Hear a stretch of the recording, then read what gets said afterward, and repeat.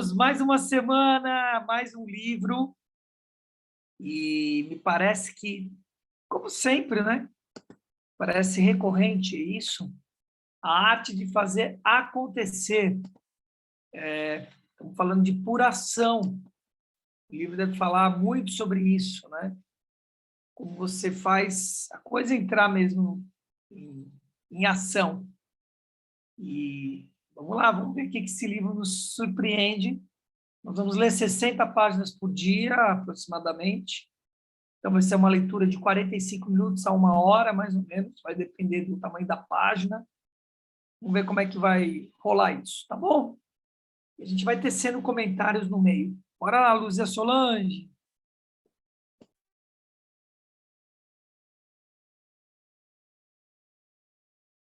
Parte 1. A arte de fazer acontecer. Capítulo 1. Uma nova prática para uma nova realidade. Mesmo alguém que tem um monte de coisas para fazer pode ser produtivo, ter a mente em ordem e manter o controle de forma positiva e relaxada. Esse é um ótimo jeito de viver e trabalhar, com altos níveis de produtividade e ciência. Também é a melhor maneira de estar totalmente dedicado e presente ao que está fazendo, devidamente envolvido no momento. É aí que o tempo deixa de existir e você está no comando da sua atenção. O que você faz é exatamente o que deveria, considerando todos os seus compromissos e interesses. Você está totalmente disponível. Você está ligado.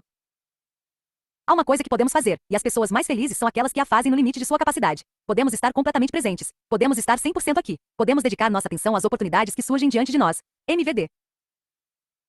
Esse modo de agir é fundamental para profissionais bem-sucedidos de alta performance. Uma necessidade para a saúde de qualquer pessoa que vive ultrapassando os limites, uma plataforma fundamental que nos oferece a liberdade para nos envolvermos de forma otimizada em nossos empreendimentos mais importantes. Você já sabe como fazer tudo o que é necessário para atingir esse estado saudável de alto desempenho. No entanto, se for como a maioria das pessoas, precisa aplicar essas habilidades da maneira mais oportuna, completa e sistemática possível, de modo que se sinta no controle de tudo em vez de se sentir sufocado pelas pendências. E, embora o método e as técnicas que descrevo neste livro sejam extremamente práticos e se baseiem no senso comum, muitas pessoas precisarão mudar alguns hábitos antes de desfrutar de seus benefícios. Essas pequenas mudanças, no modo como você esclarece e organiza todas as coisas que chamam sua atenção, poderiam representar uma alteração significativa em sua maneira de abordar alguns aspectos fundamentais de suas atividades cotidianas. Mas as consequências quase sempre são consideradas transformadoras. O método GTD se baseia em 3 objetivos principais. 1. Capturar todas as coisas que devem ser feitas ou que sejam úteis para você, sejam grandes ou pequenas, para agora, para depois ou para algum dia, num sistema lógico e conhábil fora da sua cabeça. 2. Educar-se para tomar as decisões a respeito de todos os dados que recebe de modo que você possa recorrer a um inventário de próximas ações a implementar ou negociar em seu devido momento. E 3. Organizar e coordenar todo esse conteúdo, reconhecendo seus vários níveis de comprometimento consigo mesmo e com os outros, a qualquer momento.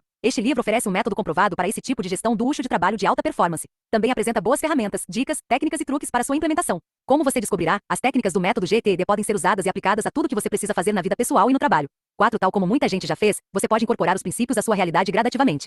Ou, a exemplo de outras pessoas, simplesmente adotar essas recomendações como um guia para retomar o controle quando sentir necessidade. O problema: novas demandas, recursos insuficientes. Quase todas as pessoas com quem converso sentem que têm coisas demais para fazer, e pouco tempo para dar conta de tudo. Ao longo de uma única semana, prestei consultoria a 2 clientes, o sócio de uma grande empresa de investimentos que temia que as novas atribuições no trabalho pudessem influenciar seus compromissos com a família, e uma gerente de recursos humanos tentando lidar com mais de 150 e-mails diários, motivada pela meta de dobrar a quantidade de funcionários do escritório regional em 1 ano. Tudo isso enquanto procura manter uma vida social nos NS de semana. O novo milênio assiste ao surgimento de um paradoxo. A qualidade de vida melhorou, mas, em contrapartida, os níveis de estresse aumentaram, pois as pessoas assumiram mais responsabilidades do que conseguem cumprir. É como se o olho fosse maior que a barriga. O excesso de opções e oportunidades traz consigo a pressão da tomada de decisões. E muitos se sentem frustrados e perdidos sobre como melhorar a situação. Não há mais fronteiras definidas no trabalho. Um dado determinante para o aumento do estresse é o fato de a natureza do nosso emprego ter mudado de forma mais radical e mais rápida que o treinamento recebido e a nossa capacidade de lidar com o trabalho. Na segunda metade do século XX, o trabalho deixou de ser exemplificado pela linha de montagem, atividades do tipo faça e passe adiante, e se tornou intelectual, o que Peter Drucker denominou o trabalho do conhecimento. Antigamente não havia muito mistério. Os campos precisavam ser arados, as máquinas operadas, as caixas empilhadas, as vacas ordenhadas, os guindastes movimentados. Sabia-se o que precisava ser feito, era visível. Também era evidente quando o trabalho estava terminado ou não. Aumentar a produtividade era apenas uma questão de tornar o processo mais eficiente ou simplesmente trabalhar mais duro e durante mais tempo. Quase todo projeto poderia ser feito de uma maneira melhor e a quantidade infinita de informações disponíveis hoje poderia fazer isso acontecer. Nos dias de hoje, muitos dos nossos projetos não têm limites demarcando seu início, e quase todas as pessoas que conheço têm pelo menos meia dúzia de coisas que querem realizar ou situações que querem aprimorar, e ainda que tivessem o resto da vida para tentar, não conseguiriam concluí-las com perfeição. É bem provável que você já tenha enfrentado esse dilema. Como a palestra pode melhorar? Como o programa de treinamento pode ser mais eficiente? Como aperfeiçoar a educação dos seus IOs? Como melhorar seu blog? Como aumentar a motivação da sua equipe? Como ser mais saudável? Como tornar seu departamento mais funcional? E por último, quais são as informações disponíveis realmente relevantes para tornar esses projetos melhores? A resposta é uma quantidade infinita e facilmente acessível por meio da internet. Por outro lado, a falta de limites ou fronteiras pode gerar mais trabalho. Muitas empresas hoje exigem comunicação, cooperação e entrosamento entre todas as equipes, eliminando as divisões entre departamentos. Baías e divisórias estão entrando em desuso e com elas, está acabando o luxo de não precisar ler e-mails de outros setores em que você é copiado ou participar de um comitê para tratar de um assunto específico. Acrescente-se a tudo isso o aumento do contato com amigos e familiares na medida em que as redes sociais diminuem as distâncias, pois até os mais idosos acessam a internet no computador ou em smartphones para ficarem conectados. As tecnologias de comunicação em constante inovação dificultaram exponencialmente a imposição de limites claros a nossos compromissos e nossa vida. A segunda década do século XXI vem testemunhando a preocupação com a questão da conectividade permanente, agravada pela globalização. Algumas equipes têm membros espalhados pelo mundo, pelo trabalho virtual e pela internet móvel, além da crescente dependência de aparelhos eletrônicos modernos, que cabem no seu bolso ou se prendem a seu pulso, e têm capacidade maior de processamento que uma sala cheia de computadores em 1975. Portanto, não somente o trabalho e suas fronteiras cognitivas estão mais ambíguos e mal definidos, mas também o tempo e o espaço em que podemos, e com frequência deveríamos, estar engajados nele enquanto temos que lidar com a profusão contínua de dados significativos e acessíveis que podem agregar valor à nossa vida. Nosso emprego e nossa vida continuam mudando. 2. A falta de limites para nossos projetos e nosso trabalho em geral já seria um 10 ou para qualquer pessoa, mas ainda precisamos acrescentar à equação as constantes mudanças de definição das nossas atribuições, assim como de nossas responsabilidades e de nossos interesses na vida. Durante minhas apresentações, costumo perguntar ao público: quem aqui faz apenas aquilo que foi contratado para fazer? E quantos de vocês não tiveram nenhuma mudança significativa na vida pessoal no ano passado? Raramente alguém levanta a mão. Por mais indefinido que seja o trabalho em sua falta de limites, se você pudesse ser designado para uma tarefa específica por tempo suficiente, provavelmente descobriria o que é preciso fazer, quanto e em que nível para preservar a sanidade. E se conseguisse manter sua vida em ordem, sem mudança de casa, sem términos de relacionamentos, sem problemas de saúde e questionamentos do estilo de vida para você e seus entes queridos, sem surpresas financeiras, sem desvios na carreira e sem programas motivacionais que inspiram novos caminhos, talvez fosse capaz de desenvolver um ritmo e um sistema de gerenciamento para alcançar um pouco de estabilidade e tranquilidade.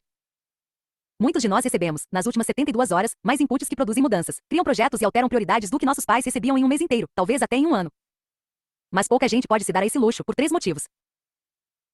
A maioria das organizações parece estar sempre alterando objetivos, produtos, sócios, clientes, mercados, tecnologias e proprietários. Tudo isso abala estruturas, formas, funções e atribuições. Hoje, mais do que nunca, um profissional médio age como um autônomo, trocando de carreira com a mesma frequência que seus pais mudavam de emprego na época deles. Até profissionais na casa dos 40 ou 50 anos adotam padrões de crescimento contínuo. Seus objetivos agora estão mais integrados ao da maioria, galgar todos os níveis da empresa, profissional, gerencial e executivo, ou seja, eles não continuarão fazendo o que estão fazendo por muito tempo. 5. 3. A velocidade relativa das mudanças em nossa cultura. Nosso estilo de vida e no campo tecnológico está criando uma grande necessidade de que os indivíduos exerçam mais controle sobre sua situação pessoal, seja cuidando dos pais idosos, lidando com um desempregado que volta para casa, enfrentando um problema de saúde inesperado ou embarcando numa grande mudança de vida que seu cônjuge decidiu promover. Tudo parece acontecer com mais frequência e causar consequências mais sérias que antes. Talvez de fato nunca estejamos preparados para o novo. Precisamos sempre nos ajustar, e todo ajuste radical gera uma crise de autoestima. Estamos sendo testados, precisamos nos provar. É preciso ter muita autoconfiança para enfrentar mudanças drásticas sem medo.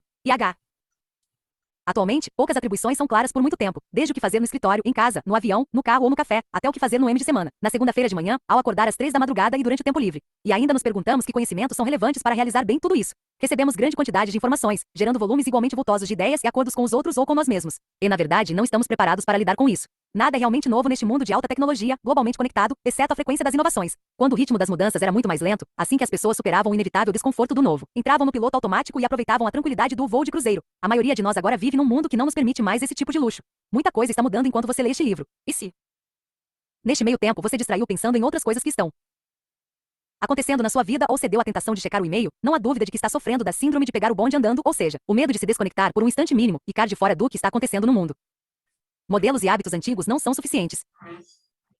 Nem a educação tradicional, nem os padrões de gestão de tempo, nem as inúmeras ferramentas de organização digitais e físicas nos oferecem meios viáveis de atender às novas demandas. Se você já tentou usar qualquer um desses processos ou instrumentos, talvez tenha percebido como são incompatíveis com a velocidade, a complexidade e as prioridades inerentes ao que você está fazendo. A capacidade de se manter focado, relaxado e no controle nesta inventiva mais turbulenta época, exige novas maneiras de pensar e de trabalhar.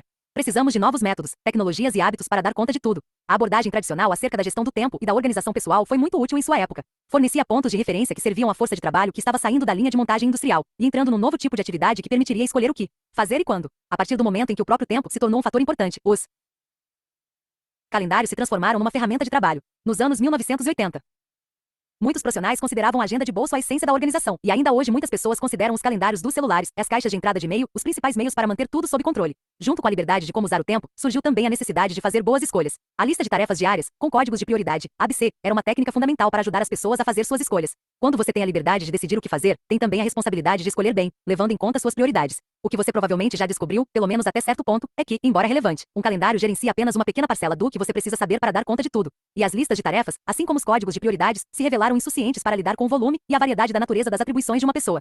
A vida e o trabalho hoje envolvem centenas de e-mails e mensagens de texto por dia, e não há como Ignorar uma única solicitação, queixa, pedido ou comunicado, seja da empresa ou da família. Poucas são as pessoas que podem, ou devem, codificar tudo com base em suas prioridades ou manter uma lista predeterminada de afazeres que 1, 2, 3. Não se desfaça diante do primeiro telefonema, mensagem ou interrupção do chefe ou do cônjuge. Os ventos e as ondas estão sempre a favor dos navegadores mais competentes. IG. Perspectiva ampla versus detalhes práticos. Uma enorme quantidade de livros de negócios, modelos, seminários e gurus enalteceu a busca do contexto mais amplo, como a solução para lidar com o nosso mundo complexo. De acordo com essa proposta, conhecer as metas mais importantes confere ordem, significado e rumo ao nosso trabalho. Na prática, porém, o bem-intencionado exercício de ponderar as metas não costuma alcançar os resultados desejados. Testemunhei o fracasso de muitos desses esforços, por uma ou mais das seguintes razões. O excesso de distrações no dia a dia não permite que mantenhamos um nível elevado de foco. Sistemas de organização pessoal ineficazes criam uma grande resistência subconsciente a assumir projetos e objetivos maiores, e isso, por sua vez, gera ainda mais estresse e distração. Elucidar níveis e valores mais elevados aumenta nosso grau de exigência e nos faz perceber muitas outras coisas que precisam ser mudadas. Já reagimos de forma negativa à esmagadora quantidade de coisas que temos a fazer. E o que gerou grande parte das tarefas em nossas listas? Nossos valores. O foco nos resultados, nos valores é, sem dúvida, um exercício de extrema relevância. Ele oferece critérios para você tomar decisões importantes sobre o que deve parar de fazer, assim como o que merece mais atenção em meio ao excesso de opções. Mas isso não quer dizer que haja menos coisas para fazer ou menos 10 para se engajar no trabalho. Muito pelo contrário, a aposta só aumenta, e você deve jogar dia a dia. Para o profissional de recursos humanos, por exemplo, decidir melhorar a qualidade das condições de trabalho dos funcionários a aim de atrair e manter grandes talentos não torna as coisas mais simples. Também não haverá menos tarefas a fazer para uma mãe que reconhece a importância de proporcionar boas experiências à adolescente nas poucas férias que lhes restam juntas antes que a menina saia de casa para estudar ou trabalhar. Melhorar a qualidade dos nossos pensamentos e compromissos não diminui a quantidade de coisas importantes que devem ser gerenciadas. O caos não é o problema, o que importa é quanto tempo se leva para encontrar a coerência. DCBC. Falta uma peça em nossa cultura de trabalho, um sistema coerente de comportamentos e ferramentas que funcione efetivamente no trabalho real. Ele deve incorporar o contexto mais amplo e os pequenos detalhes em aberto. Esse sistema também deve gerenciar múltiplas camadas de prioridades e manter o controle sobre centenas de novas informações recebidas todos os dias. Além disso, precisa poupar muito mais tempo e esforço do que exige para se manter em funcionamento. Deve tornar mais fácil concluir os projetos, fazer acontecer. A promessa, a posição de prontidão das artes marciais. Reita por um momento sobre como seria se tudo que você fizesse estivesse totalmente sob controle, em todos os níveis, o tempo todo. E se sua mente estivesse limpa, livre de qualquer preocupação, sem nada que afetasse a sua produtividade? E se você conseguisse dedicar 100% de atenção ao que está fazendo por escolha própria, sem distrações? Isso é possível. Existe um jeito de exercer controle total, manter-se relaxado e fazer o que é importante com o mínimo de esforço, tanto na vida quanto no trabalho. Mesmo no mundo complexo em que está envolvido, você pode experimentar o que praticantes de artes marciais chamam de mente como água, e a que os atletas de alta performance se referem como estado de Wushu. Na verdade, é bem provável que você já tenha passado por essa experiência algumas vezes. A vida é negada pela falta de atenção, seja no ato de limpar uma janela ou de escrever uma obra-prima. NB. O estado de Wushu é uma forma de trabalhar, de fazer e de ser em que a mente fica completamente desobstruída e as ideias construtivas acontecem. É um estado que todos podem atingir, cada vez mais necessário para lidar de modo eficaz com a complexidade da vida neste século. Isso vem se tornando um pré-requisito indispensável para qualquer pessoa que queira manter o equilíbrio e a produtividade no trabalho e na vida. Em Mind Over Water, o famoso remador Craig Lambert escreveu: os remadores têm uma palavra específica para esse estado: balanço. Lembre-se da alegria que sente ao brincar no balanço do quintal, a facilidade do movimento cíclico, o impulso produzido por ele. O balanço nos leva, não precisamos fazer força. Esticamos e dobramos as pernas para ampliar o arco, mas é a gravidade que faz a maior parte do trabalho. Mais somos balançados do que nos balançamos. Da mesma forma, o barco leva você. O casco quer avançar rapidamente, a velocidade sibila em suas linhas e formas. Nosso trabalho é apenas ajudar o casco, deixar de criar resistência com nossa luta para ir mais rápido. O excesso de esforço sabota a velocidade do barco. A persistência se torna obsessiva, e a obsessão é autodestrutiva. Os alpinistas sociais anseiam ser aristocratas, mas seus esforços provam que não o são. Os aristocratas não se esforçam, pois já estão lá. O balanço é o estado de chegada. A mente como água. Os karatecas usam uma imagem para definir a posição de perfeita prontidão da mente como água. Imagine-se atirando uma pedra num lago plácido. Como a água reage? De maneira totalmente apropriada à força e à massa do objeto. Em seguida, retorna à calma. Ela não reage mais nem menos do que o necessário. A água é o que é e faz o que faz. Pode oprimir, mas não se oprime. Pode ser plácida, mas não se impacienta. Pode ser obrigada a mudar seu curso, mas não se frustra. Entendeu? Sua habilidade de gerar potência é diretamente proporcional à sua habilidade de relaxar.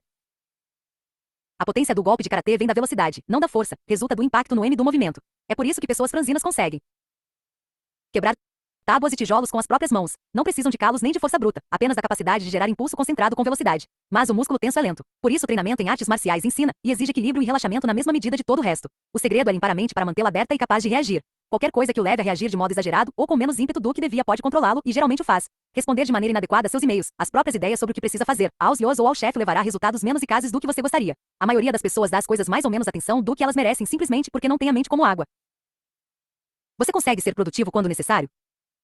Pense na última vez em que se sentiu altamente produtivo. Você provavelmente teve a sensação de estar no controle, não estava estressado, conseguia se concentrar no que estava fazendo, o tempo parecia não existir, hora do almoço, mas já, e sentia que estava progredindo em ritmo acelerado para alcançar resultados significativos. Gostaria de repetir essas experiências? Se sua mente está vazia, está pronta para qualquer coisa, está aberta a tudo. SS. E se você se afasta muito desse estado e começa a se sentir fora do controle, estressado, desatento, entediado e empacado, consegue voltar a ele? É nessa situação que o método GTD terá maior impacto em sua vida, mostrando como retornar a mente como água, com todos os seus recursos e faculdades funcionando no nível máximo. O maior 10 ou para a maioria das pessoas talvez seja a falta de uma referência que indique em que momento elas deixaram de ser produtivas. Muita gente vive num estado de semi-estresse com tanta consistência e por tanto tempo que não sabe que as coisas podiam ser diferentes, que existe um modo mais positivo de se engajar no mundo. Espero que este livro inspire você a elevar seus padrões a respeito de quanta pressão vai tolerar, sabendo que tem as técnicas para reduzi-la. Item. O princípio, lidando com os acordos internos. Depois de décadas orientando e treinando milhares de pessoas, descobri que grande parte do estresse que elas vivenciam tem origem na má gestão dos acordos que propõem ou aceitam. Mesmo aquelas que não têm consciência do próprio estresse invariavelmente experimentarão mais relaxamento, melhor foco e aumento de sua energia produtiva a partir do momento em que aprenderem a controlar os laços abertos da vida. É provável que você tenha feito mais acordos consigo mesmo do que se dá conta, e cada um deles, seja grande ou pequeno, é perseguido por uma parte do seu inconsciente. Essas são as pendências ou os laços abertos, ou seja, qualquer coisa que atrai sua atenção na hora errada. Laços abertos envolvem qualquer coisa, desde grandes projetos, como acabar com a fome no mundo, até os mais modestos, como contratar um novo assistente, e os mínimos, como trocar a lâmpada da varanda. Qualquer coisa que não pertença ao local onde está, do jeito que está, é um laço aberto, que vai ficar chamando sua atenção se não for gerenciado de maneira adequada. Para lidar com tudo isso, é preciso primeiro identificar e capturar todas as coisas que, de alguma forma, estão tocando um alarme na sua cabeça, esclarecer o que de fato significam para você, e então decidir o que fazer com elas. Pode parecer um processo simples, mas a maioria das pessoas não coloca em prática de forma consistente. Falta-lhes conhecimento ou motivação, ou ambos, quase sempre porque não têm consciência do preço que pagam por negligenciá-lo.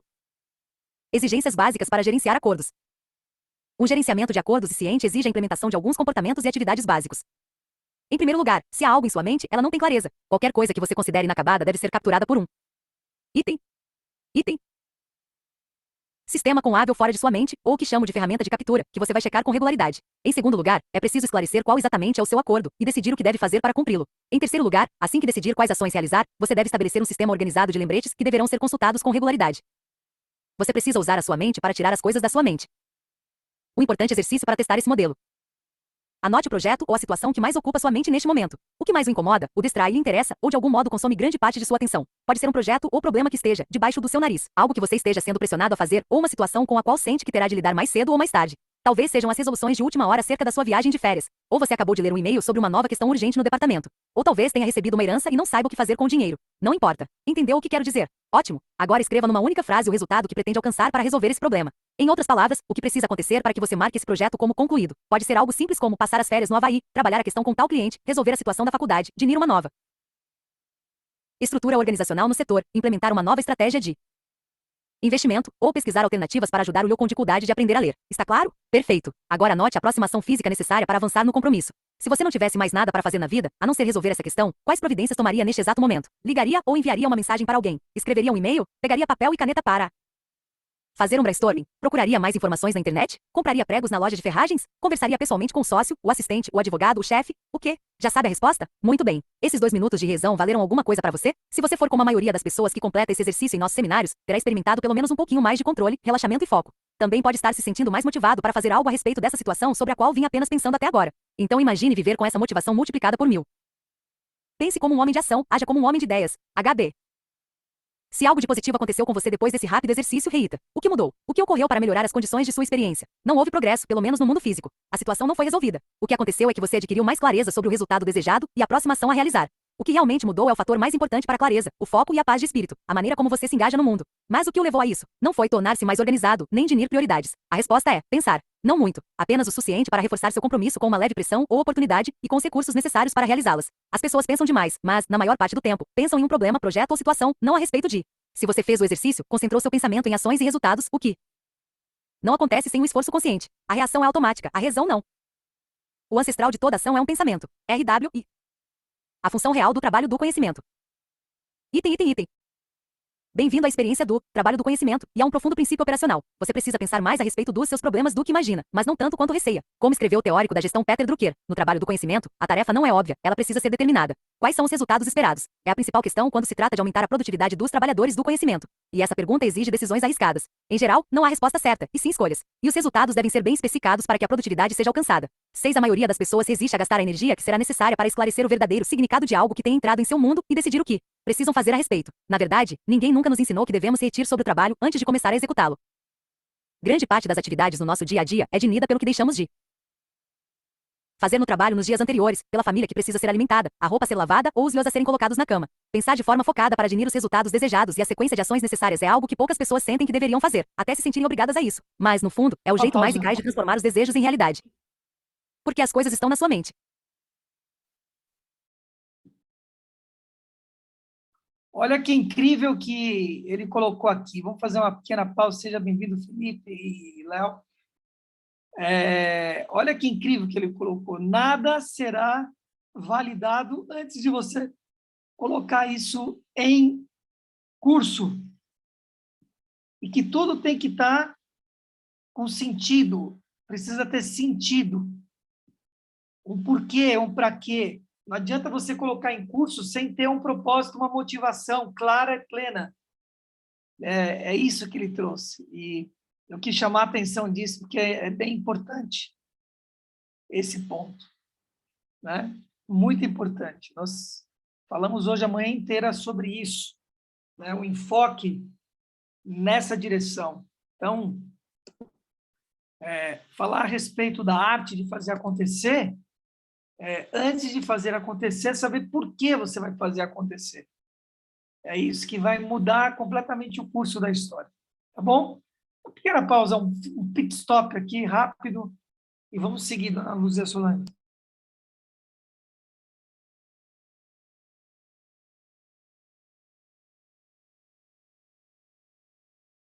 Mente.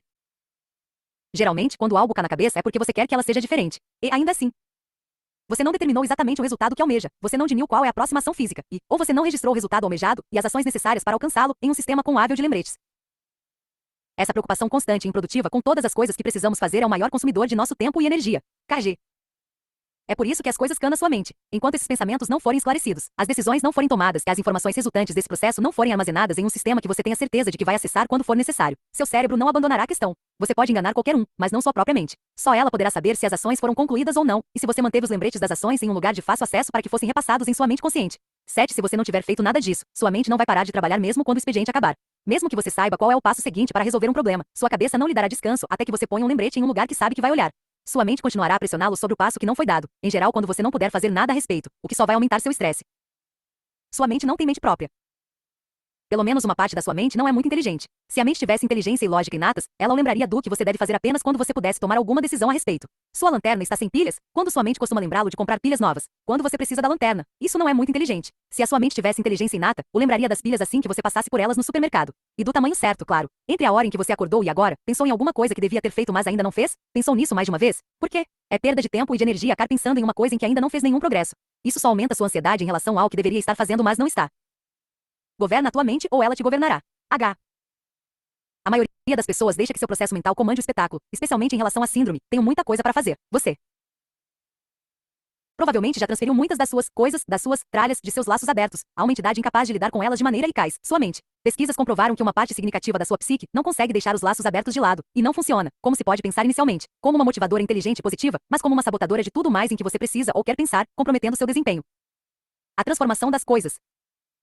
Esta é a minha definição de coisas, tudo aquilo que você permitiu que entrasse em seu mundo físico ou psicológico, mas não está onde deveria, e você ainda não esclareceu o que significa, os resultados desejados nem as providências a tomar. Grande parte dos sistemas de organização não funciona, porque as coisas ainda não foram transformadas, e enquanto continuar assim, não poderão ser controladas. Precisamos transformar todas as coisas que atraímos e acumulamos em um inventário claro de ações significativas, projetos e informações úteis. Quase todas as listas de tarefas que vi ao longo dos anos, isso quando as pessoas as tinham, eram meras enumerações de itens, não inventários do trabalho que de fato precisava ser feito. Eram lembretes parciais de um monte de coisas não resolvidas e ainda não convertidas em resultados e ações, os detalhes do que de fato era preciso fazer. O que você costuma ver nessas listas? Mãe, banco, médico, babá, reunião, etc. Olhar esses itens com frequência gera mais estresse do que alívio, porque, embora seja um valioso gatilho para algo com que se comprometeu, a pendência ainda grita em sua mente: tome uma decisão a meu respeito. E, se naquele momento você não tiver energia nem foco para decidir o que fazer, ela simplesmente vai continuar lembrando que você está sobrecarregado. As coisas em si não são ruins. Tudo que pipoca na nossa mente chamando nossa atenção, em geral aparece como coisas. No entanto, quando permitimos item que entra em nossa vida pessoal e profissional, assumimos com nós mesmos o compromisso de determinar e esclarecer seu significado. Nossas ações, na esfera profissional, nos obrigam a refletir, avaliar, decidir e agir minuto a minuto, seja em relação a um e-mail, seja em relação a anotações que fizemos na reunião da manhã. O trabalho exige tais decisões. Se não tivesse que pensar nisso tudo, você não seria necessário. E na esfera pessoal, sempre acabamos prejudicados quando permitimos que questões do cotidiano, casa, família, saúde, finanças, carreira ou relacionamentos, continuem ocupando espaço na nossa cabeça, porque demoramos a decidir acerca das ações a realizar e dos resultados que desejamos atingir. A maior parte das pessoas tenta se organizar rearrumando listas incompletas de coisas confusas. Elas não percebem quanto e o que precisam organizar para ter algum ganho. Na verdade, devem reunir tudo que exige revisão e então se engajar nessa revisão, para que o esforço de organização seja bem-sucedido. O pensamento é útil quando estimula a ação e é obstáculo quando a substitui. Dr. O processo, gerenciando ações. Quase como um atleta, você pode treinar para ser mais rápido, mais responsivo, mais proativo e mais focado em lidar com todas as coisas que precisa fazer.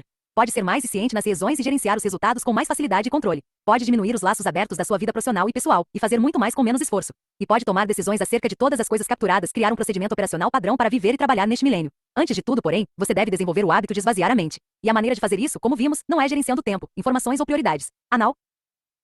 Você não gerencia 5 minutos para acabar com 6. Você não gerencia a sobrecarga de informações. Senão morreria ao entrar numa biblioteca ou explodiria na primeira vez que acessasse a item. Internet. Você não gerencia prioridades, você as tem. A melhor forma de administrar todas as suas coisas é gerenciando suas ações. O começo é metade de todas as ações. Gerenciar ações é o desafio principal. O que você faz com seu tempo, com suas informações, com seu corpo e com seu foco tem relação com suas prioridades. Essas são as verdadeiras escolhas às quais deve destinar seus recursos limitados. A questão principal é fazer escolhas adequadas sobre o que realizar em dado momento. O verdadeiro trabalho consiste em gerenciar nossas ações. Pode parecer óbvio, mas você se surpreenderá ao descobrir quantas pessoas não nem as ações seguintes de seus projetos e compromissos. É muito difícil gerenciar ações que você ainda não identificou e sobre as quais não decidiu nada. A maioria das pessoas precisa fazer 1 milhão de coisas para obter progresso em várias frentes, mas não sabe que coisas são essas. A queixa, não tenho tempo para preencha a lacuna. É compreensível porque muitos projetos não só parecem estar, mas de fato estão oprimindo, pois você não pode executar um projeto. Você só pode executar uma ação relacionada a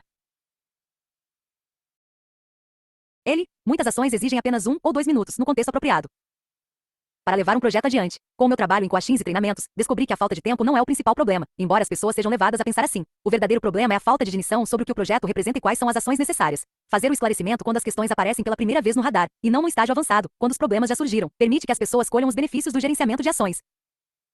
As coisas raramente emperram por causa da falta de tempo. Elas emperram porque ainda não foi definido o que feito significa nem onde isso acontece. Fazer acontecer envolve 2 componentes básicos. 1. Definir o que feito significa, resultado desejado. E 2. Definir o que é fazer, ação. E essas definições estão longe de ser óbvias para a maioria das pessoas. O valor da abordagem de baixo para cima. Com o passar do tempo, descobri como é importante desenvolver a produtividade pessoal de baixo para cima, partindo de atividades e compromissos básicos. Do ponto de vista racional, a abordagem mais adequada deveria ser de cima para baixo, primeiro identificando o propósito e a visão pessoais e organizacionais, depois definindo os objetivos críticos finalmente, concentrando-se nos detalhes da implementação. O problema é que a maioria das pessoas está tão envolvida com compromissos do dia a dia que sua capacidade de se concentrar num contexto mais geral fica muito limitada. Consequentemente, a abordagem de baixo para cima costuma ser mais eficaz. Manter-se atualizado e no controle do que há na sua caixa de entrada e na sua mente, além de adotar práticas que o ajudem a continuar assim, lhe oferecerá os melhores meios para ampliar seus horizontes. Uma energia criativa e revigorante será liberada, fortalecendo sua capacidade de concentração e aumentando sua confiança para explorar o resultado dessa criatividade. Uma sensação de liberdade é percebida imediatamente e a inspiração logo impregna as pessoas que arregaçam as mangas e adotam esse processo. A visão sozinha não é suficiente, ela deve ser combinada à iniciativa. Não basta olhar para o topo das escadarias, precisamos subir todos os degraus. Você estará mais equipado para empreender um pensamento altamente focado quando as ferramentas que utilizar para lidar com as ações se tornarem parte de seu estilo operacional. Há assuntos mais importantes a tratar do que a sua caixa de entrada, mas, se você não se organizar a partir desse nível inicial, não conseguirá ir muito longe. Muitos executivos com quem trabalhei ao longo de um dia para eliminar as tralhas que inibiam suas ações passaram a noite tendo ideias e visões sobre sua empresa e seu estilo de vida. Essa é uma consequência automática da desobstrução do eixo de trabalho. Gerenciamento horizontal e vertical das ações. Você precisa controlar compromissos, projetos e ações em 2 frentes, horizontal e vertical. O controle horizontal mantém a coerência das atividades com que você se envolveu. Imagine sua mente vasculhando tudo ao seu redor constantemente, como um radar da polícia. Ela pode se deter em qualquer um dos muitos itens diferentes que exigem sua atenção ao longo de um dia. As compras na farmácia, o namorado da sua olha, a reunião da diretoria, a mensagem de texto que você acabou de receber, a nova estratégia da empresa, o almoço, a planta que está murchando, um cliente insatisfeito, os sapatos que precisam ser engraxados. Você tem que comprar um presente para um amigo, preparar a apresentação do dia seguinte, pagar uma conta, reservar o hotel, cancelar uma reunião e assistir a 1h30. Talvez se surpreenda com o volume de coisas em que pensa e com que lida em apenas um dia. Você precisa de um bom sistema que seja capaz de incorporá-las na medida do possível, de fornecer as informações necessárias no momento certo e de permitir a mudança de foco de uma para outra com rapidez e facilidade. O controle vertical, por sua vez, gerencia o pensamento, o desenvolvimento e a coordenação de assuntos e projetos individuais. Seu radar interno, por exemplo, pode estacionar sobre suas próximas férias no momento em que você e seu cônjuge conversam sobre o assunto durante o jantar. Para onde vocês vão e quando, o que vão fazer, como vão se preparar para a viagem, etc. Ou você e seu chefe precisam tomar decisões sobre a iminente mudança no organograma do departamento. Ou você deve se atualizar sobre o novo cliente para quem precisa telefonar. Isso é planejamento de projeto no sentido mais amplo. Concentrar-se numa única iniciativa, situação ou pessoa e levantar ideias. Detalhes, prioridades e sequências de ações que o levem adiante, pelo menos nesse momento. O objetivo do gerenciamento horizontal é o mesmo do vertical, tirar as coisas da sua cabeça e executá-las. O gerenciamento apropriado das ações permite que você se sinta confortável e no controle à medida que percorre o amplo espectro do trabalho e da vida, enquanto um foco adequado mantém suas ideias claras e atualizadas com relação às suas necessidades. A grande mudança, tirando tudo da sua cabeça. Não há como alcançar o controle sem estresse se você mantiver as coisas apenas na sua cabeça. Em breve você vai ver que já adota os comportamentos desejados descritos neste livro. A grande diferença entre o que faço e o que os outros fazem é que eu consigo capturar e organizar todas as minhas coisas em ferramentas objetivas, não na minha cabeça. E isso se aplica a tudo, coisas grandes ou pequenas, pessoais ou profissionais, urgentes ou não. Tudo. 8. Normalmente há uma relação inversamente proporcional entre a quantidade de coisas que há na sua mente e a quantidade de coisas que está sendo realizada. É bem provável que você, vez por outra, tenha chegado a determinado momento num projeto ou na vida em que simplesmente teve que se sentar e fazer uma lista. E depois sentiu-se um pouco mais focado e no controle. Se já passou por isso, sabe do que estou falando. Nada mudou no mundo exterior, mas você se sentiu melhor. Na verdade, o que mudou e muito foi como você se engajou no mundo. Isso sempre acontece quando você tira coisas importantes da cabeça. Porém, a maioria das pessoas só faz listas quando a confusão cai insustentável e elas precisam resolver essa situação. Só que se limitam a fazer uma lista restrita ao que as está incomodando no momento. Mas, se você conseguisse fazer com que esse tipo de externalização e revisão se tornasse rotina em seu estilo de vida e trabalho e o mantivesse em todas as suas atividades pessoais, profissionais, não apenas nas mais urgentes, estaria praticando o método de gerenciamento da mente como água, com base na minha experiência, posso arrar que esse processo sempre melhora nossa perspectiva e nossa experiência. Por que esperar? Não há por que ter o mesmo pensamento duas vezes, a não ser que você goste de ter isso pipocando na sua mente. Tento fazer escolhas intuitivas com base em minhas opções, em vez de tentar pensar em quais são essas opções. Preciso já ter retido sobre tudo isso e capturado os resultados de maneira conhábil. Não quero perder tempo pensando nas coisas mais de uma vez. É um mau uso da energia criativa, além de fonte de frustração e estresse. E você não pode despistar esse pensamento. Sua mente continuará trabalhando em qualquer coisa que ainda não tenha sido dinida. E foi comprovado que esse tipo de looping mental reduz a capacidade de raciocinar e o desempenho. Além disso, existe um limite para a quantidade de tralhas que sua mente pode armazenar antes de surtar. Qualquer acordo do tipo seria, poderia, deveria que fica apenas na mente cria uma pressão irracional e insolúvel em tempo integral. A área da mente dedicada à memória de curto prazo, que tende a armazenar toda a tralha pendente, indinida e desorganizada, funciona como a memória RAM dos computadores. A mente consciente, como a tela do computador, é uma ferramenta de foco, não um lugar para armazenamento. Você só pode pensar em duas ou três coisas ao mesmo tempo. Mas os itens pendentes ainda ocupam espaço de armazenamento na memória de curto prazo. E, assim como na memória RAM, esse espaço é limitado. Só é possível armazenar certo volume de informações para que a função cerebral se exerça adequadamente. No entanto, a maioria das pessoas vive com a memória RAM transbordando de coisas. Estão sempre distraídas, sem foco e com o desempenho prejudicado pela própria sobrecarga mental. Pesquisas recentes das ciências cognitivas validaram essa conclusão. Os processos mentais são afetados negativamente pelo fardo de tentar dar conta de todas as atividades que nos comprometemos a concluir sem dispor de um plano ou sistema conhábil para lidar com elas. 9. Por exemplo, nos últimos minutos, sua mente viajou por áreas que não têm nada a ver com o que você está lendo aqui? É bem provável que sim. E suas digressões devem ter passado por laços abertos, algumas situações com que você chegou a se comprometer mas não a concluir. Essas pendências escapuliram da sua memória RAM e clamaram por sua atenção. E o que você fez? A menos que tenha registrado em uma ferramenta de coleta conhábil que sabe que revisará apropriadamente em breve. Deve ter ficado preocupado ou no mínimo reforçado alguma tensão mal resolvida. Não é o comportamento mais eficaz. Não houve progresso e seu estresse só aumentou. O grande problema é que sua mente está lembrando das pendências quando não há nada que você possa fazer a respeito. Então, a partir do momento em que sinaliza que precisa realizar uma ação e armazena essa informação na mente, uma parte sua passa a acreditar que você deve se ocupar dela o tempo todo. Se você disse a si mesmo que precisa fazer tal coisa, seu cérebro interpreta que deveria estar fazendo isso neste momento. Se armazena duas ações na cabeça, assume o risco de fracassar, uma vez que não há como se engajar em ambas ao mesmo tempo. Isso acaba causando um estresse cuja origem não pode ser identificada. É duro lutar contra um inimigo quando ele tem uma base militar instalada na sua cabeça. SK.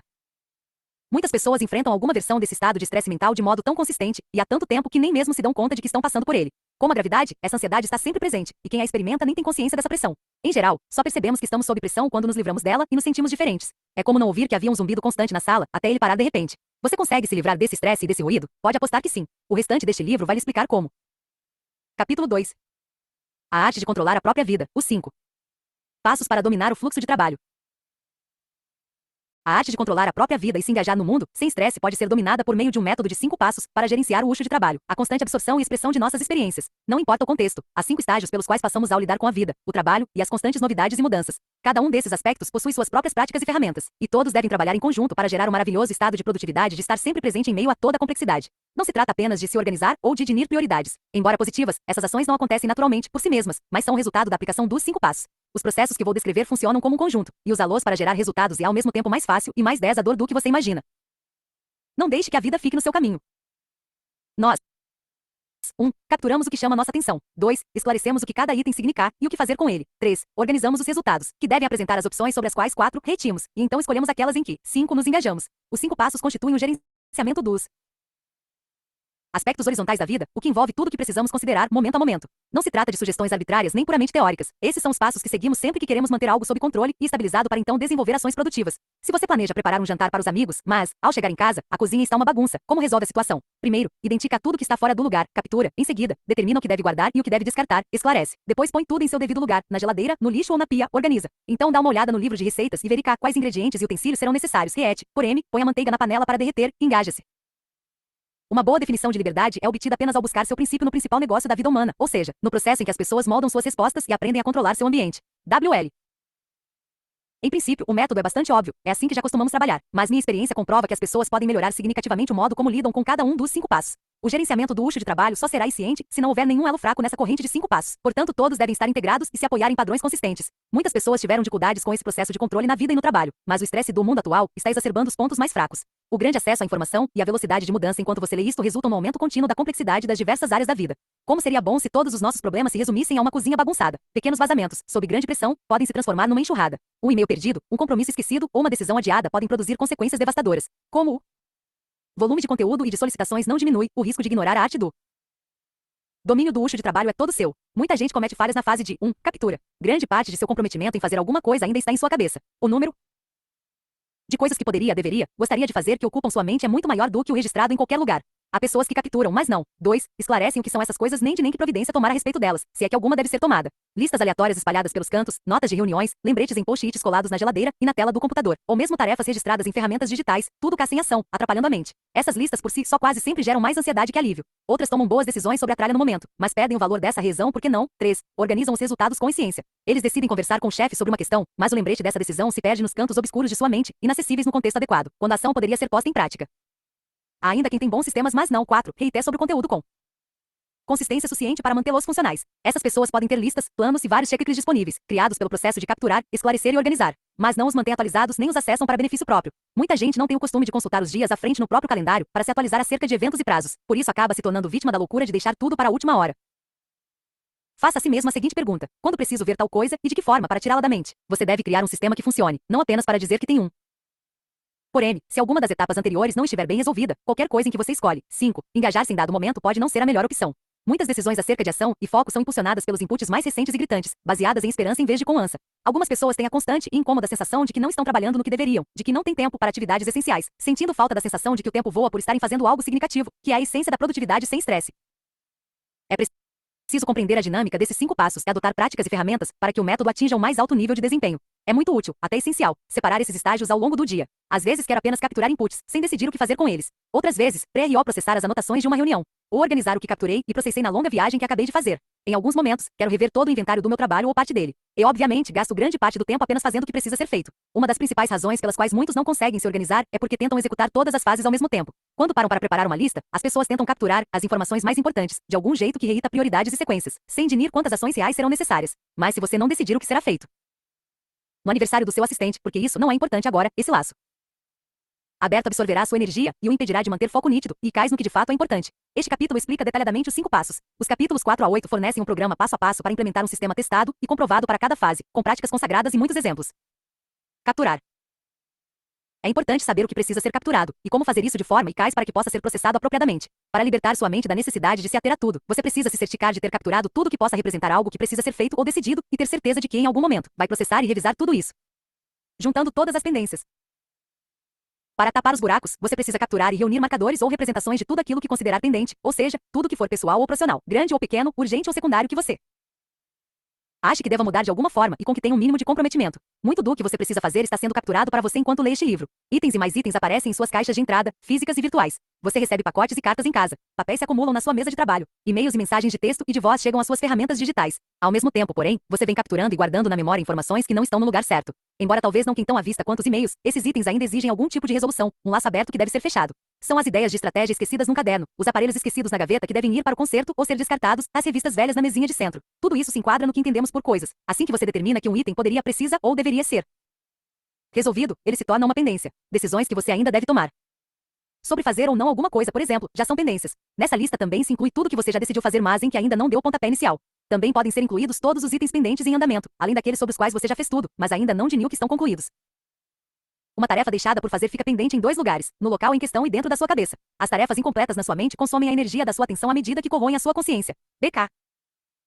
Para administrar de modo adequado esse inventário de laços abertos, você precisa capturá-los em recipientes de itens pendentes, até que tenha tempo para decidir o que significam, se deve fazer algo a respeito deles e o que. Então você deve esvaziar esses recipientes com regularidade para garantir que eles continuem sendo ferramentas e cases de captura. Basicamente, tudo que for significativo para você já está sendo capturado de modo geral. Se não está sendo apropriadamente gerenciado em um sistema externo conlável, está em algum lugar da sua mente. O fato de você não ter posto um item em sua caixa de entrada, virtual ou física, não significa que ele item não tenha sido capturado, mas estamos falando aqui de capturar tudo que você precisa em algum lugar diferente da sua cabeça. Ferramentas de captura. Existem vários tipos de ferramentas, tecnológicas ou não, que podem ser usadas para capturar as pendências. Os itens a seguir podem servir como versões de caixa de entrada, capturando inputs que você mesmo gera e informações de fontes externas. Caixa de entrada física, escaninho, blocos de anotações e cadernos, dispositivos eletrônicos, e-mails e mensagens de texto. Caixa de entrada física, escaninho, o recipiente feito de plástico, madeira, couro ou metal há anos tem sido a ferramenta mais comum para capturar materiais físicos que demandam algum tipo de processamento. Cartas, revistas, anotações de reuniões, relatórios corporativos, recibos, pendrives, cartões de visita, e até lanternas sem pilhas. Blocos de anotações e cadernos, folhas soltas e cadernos, chás pautadas e blocos de papel de todas as formas e tamanhos podem capturar ideias aleatórias, informações, tarefas, etc. Use qualquer coisa de que goste e que se encaixe nas suas necessidades logísticas. Dispositivos eletrônicos, computadores, tablets, smartphones e todos os tipos de engenhocas tecnológicas que surgem todos os dias podem ser usados para capturar notas para processamento posterior, preservando registros provisórios do que você deve ser lembrado de resolver. E-mails e mensagens de texto.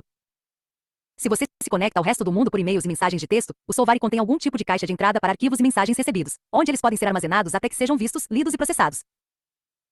Integração da tecnologia. A evolução do mundo digital tornou possível a integração automática desses vários canais. Anotações em papéis e quadros podem ser instantaneamente registradas, reconhecidas e armazenadas em um Solvari. Mensagens de voz podem ser gravadas, digitalizadas e impressas. Você também pode mandar uma ideia para o seu e-mail a partir do seu smartphone. Quer sejam de alta ou de baixa tecnologia, todas essas ferramentas e funções atuam como caixas de entrada, capturando informações, compromissos, ideias e acordos que talvez sejam úteis na fase da ação.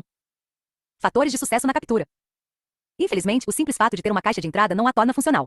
A maioria das pessoas possui algum tipo de dispositivo de captura, mas, em geral, não os utilizam de forma adequada ou os deixam sem controle. Vamos examinar as 3 exigências para que a fase de captura seja eficaz. Tire tudo da cabeça. Se você ainda tenta guardar muitas coisas na cabeça, talvez não se sinta motivado a processar e esvaziar sua caixa de entrada de modo adequado. As pessoas costumam ser um tanto negligentes com relação a essas ferramentas, pois sabem que, sozinhas, elas não representam um sistema completo. Pensam o seguinte: há pendências em minha caixa de entrada e pendências em sua mente, e nenhuma das duas oferece recompensas satisfatórias. É como jogar hiperama em uma máquina com buracos enormes na mesa, nos quais a bola cai o tempo todo. Há pouca motivação para continuar jogando.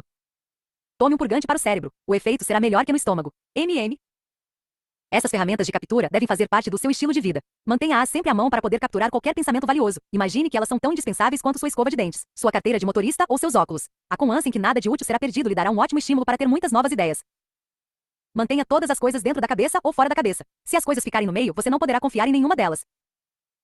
Diminua o número de locais de captura. Você deveria ter tantas caixas de entrada quantas forem necessárias, mas poucas o bastante para que sejam funcionais. Elas devem estar sempre disponíveis, já que as coisas que você vai querer capturar podem surgir em praticamente qualquer lugar.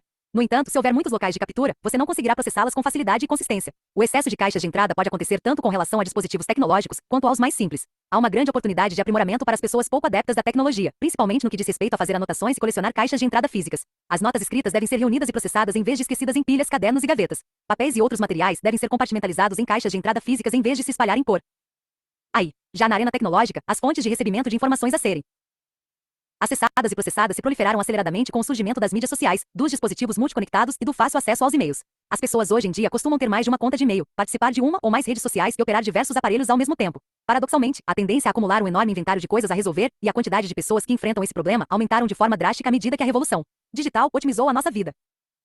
Direcione para si todos os inputs potencialmente significativos através de poucos canais, de modo que tenha acesso fácil. Reflita sobre eles e avalie sua natureza.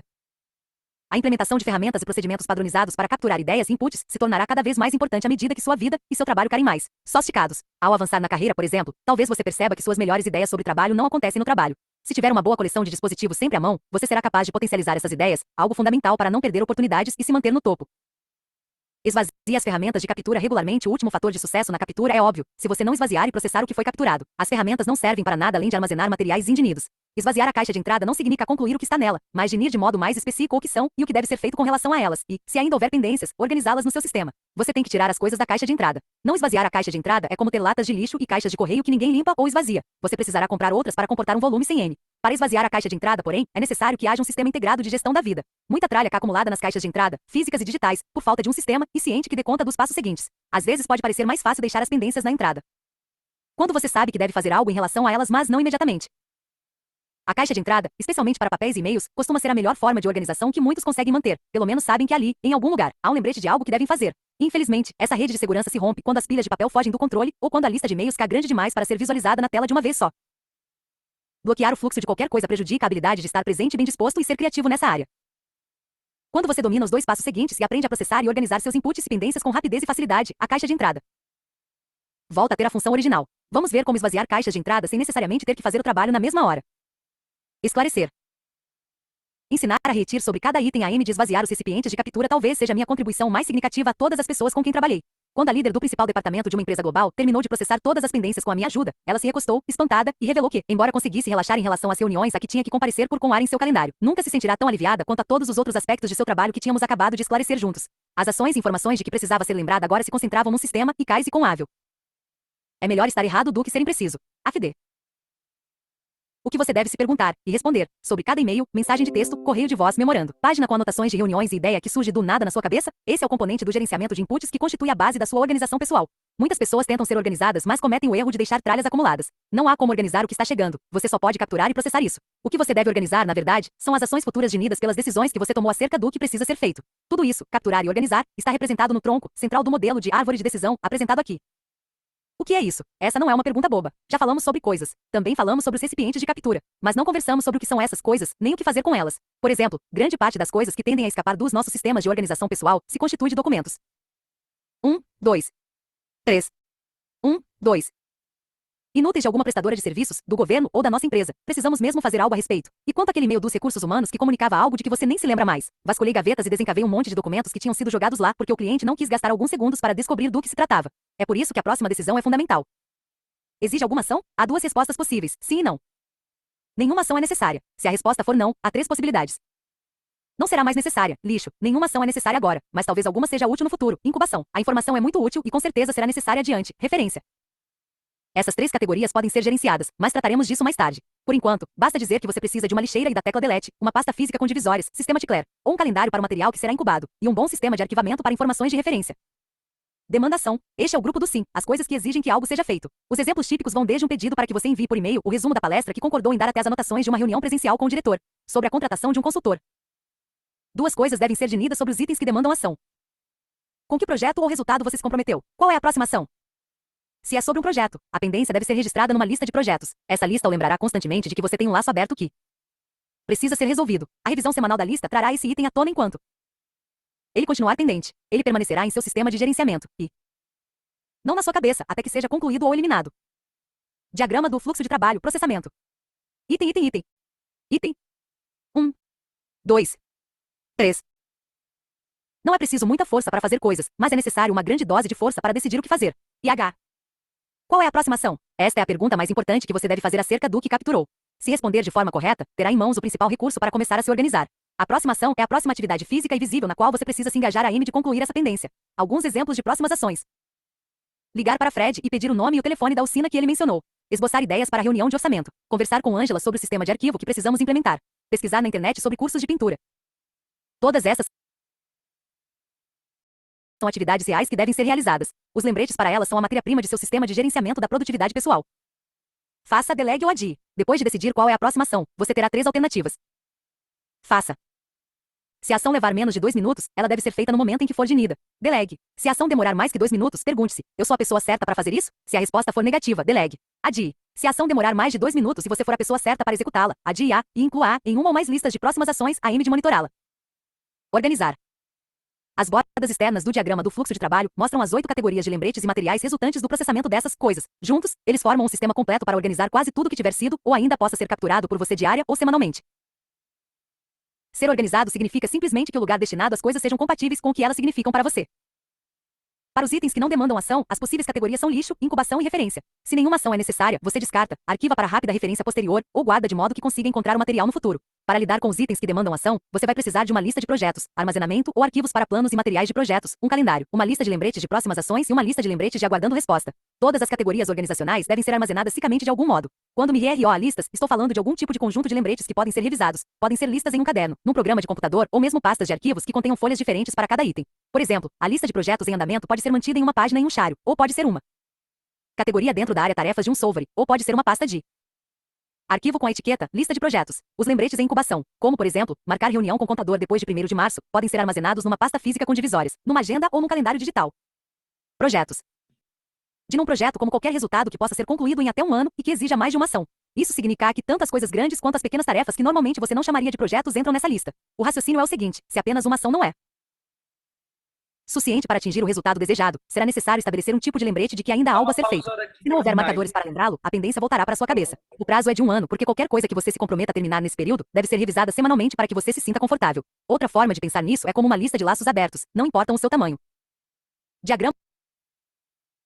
Sobe um pouquinho. Não. Volta lá. Volta lá. Volta lá. E sobre o diagrama. Sobe a página. Não, você está descendo. Sobe. Para frente. Isso. Aí. Vai mais um pouquinho. Né? Aí, tá bom. Volta um pouquinho. Então, aí ele traz um diagrama, né? Interessante aí, porque ele está falando sobre planejamento, sobre revisão, né? As coisas que você tem que fazer, a caixa de entrada, o que é isso, qual é a demanda de ação. Olha o fluxograma, que interessante isso, né? O que é a demanda de ação, que não é, ó, manda lá para incubação, para lixo, deixa como referência. O que é, vai, qual é a próxima ação? Demanda da ação e qual é a próxima ação. Muito legal esse diagrama que ele está trazendo. Os projetos, planos de projetos. Projetos de múltiplos passos ali. Demanda menos de 2 minutos. Qual é a próxima ação? Então, interessante esse fluxograma que ele está trazendo, para a gente poder olhar e se debruçar aí. Ele trouxe um conceito e agora ele está trazendo passos claros mesmo de como executar. Vai um pouquinho, baixa um pouquinho mais só, por favor. Olha lá. Então, qual é a aproximação? Sim, faça, não, delegue ou adie. Se você tiver que fazer, ou se você vai delegar. Se delegue, coloca lá o deadline, né? Quando que vai ter a resposta de quem você delegou, aguardando resposta.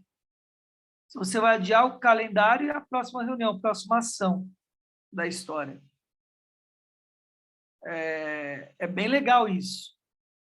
Todo líder, e você tem que ser líder de você mesmo, às vezes você está liderando você mesmo, você é a sua equipe. Pode descompartilhar um pouquinho, por favor. Essa é uma das maiores possibilidades de você perceber, né, se você está com dificuldade de empreender. Porque, normalmente, as pessoas se dão bem recebendo ordem, mas quando ela tem que dar ordem para ela mesma, não funciona. Ela procrastina, ela enrola, ela não decide, ela não tem esse fluxograma para ela mesma. E isso é muito importante. E precisa entender uma coisa, se você não conseguir liderar você mesmo, você não lidera o outro, muito menos uma equipe. Vai ser fake, né? Não vai ser realmente real aquilo, né? Vai ser confuso. Você precisa liderar você mesmo. E precisa colocar esse fluxograma. O que eu faço, o que eu não faço, o que eu adio, o que é agora, quais são demandas de curto, médio e longo prazo, quais são projetos que é para agora, qual que não é, qual que eu tenho que deixar para o lado. Cara, isso é muito importante, tá? O que ele está colocando aí. Bora lá, só. Vai pular.